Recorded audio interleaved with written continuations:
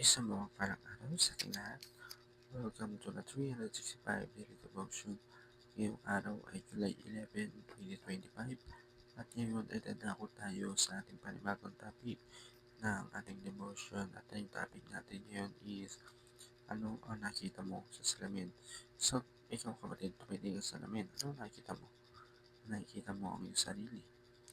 So, palalimin pa natin kung nakikita mo ang sarili, nakikita mo yung ikaw ngayon.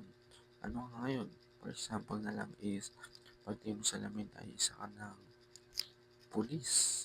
Pulis, di ba? Napakagandang trabaho nito, gandang posisyon nito. Isa ka ng pulis. So, maisip mo, dati, pasaway lang ako, gumagawa ako ng mga bawal. Pero ngayon, isa na ako sa nagpapatupad ng batas. So, mga kapatid, na babago tayo. Hindi lang tayo pwede mag-stay or mawala ng pag-asa na hanggang doon ka lang. Kagaya nga ng salita ng Diyos, yung Bible, tinuturuan tayo nito magbago.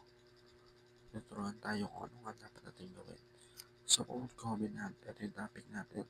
The Old Covenant refers specifically to the Mosaic Covenant established at the Mount Sinai. It was divine agreement between God and Israel, filled with detailed laws and ritual. Its purpose was to restrain sin, govern God's people, and ultimately point to the coming Messiah. Though glorious in this time, it was always meant to be temporary, a shadow of the better covenant fulfilled in Christ. So, yung Old Covenant, ito yung nangyari noong panahon ni Moises. Noon sa Mount Sinai, hindi yun na nakausap ang ating Panginoon, binigyan siya ng 10 utos. Ito yung pinakita niya para sa paghahanda na pagdating ng ating Messiah. So, basahin natin yung Hebrews chapter 8, verse 13. Sabi dito, by calling this covenant new, He has made the first one obsolete, and what is obsolete and outdated will soon disappear. So, sa ating unang katuruan, the Old Covenant is a mirror. It reflects our sin. So, Old Covenant, relate natin dun sa kanang sinabi ko. Pag nakikita mo sa mirror, ito yung nag-reflect na makasalanan ka. Dapat baguhin ka. Baguhin ka sa sarili ko. Yung mga kasalanan na yun is old na yun. Kailangan ng new covenant. New na hindi mo nagagawin yung mga kasalanan. The old covenant is judge. It condemn us. Ito yung judge. Kinukondemn us na kagaya ng Mosaic heart na sa utos. Makikita mo yun mga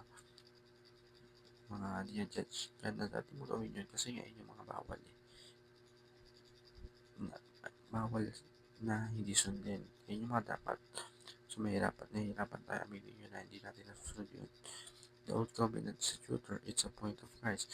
Tinuturuan tayo kung ano dapat tinuturo sa atin yung kanyang salita, tinuturo kung ano dapat yung mga gawin natin. Kaya nga, i-reflect natin yung mga kasalanan natin, timpangin natin. And kung timbangin natin yung mga nagawa kasalanan, timbangin natin. Compare natin doon kung gano'n nga laki yung pagtulong sa ating Panginoon. Paulit-ulit na pinapatawad. Ngayon natin ma-realize na napakabuti ng Panginoon natin. Rejoice in the freedom and grace found in Christ. Rejoice tayo sa kalayaan. Kailangan yung relasyon natin sa Panginoon is napakabigat. Kumbaga napakalalim. Kailangan din yun natin yung commitment natin, magmahal tayo, and paglingkuran natin ang Diyos sa lahat ng oras. So, yun lang po para sa ito. Meron tayo natulad sa pananampakinig. God bless to all.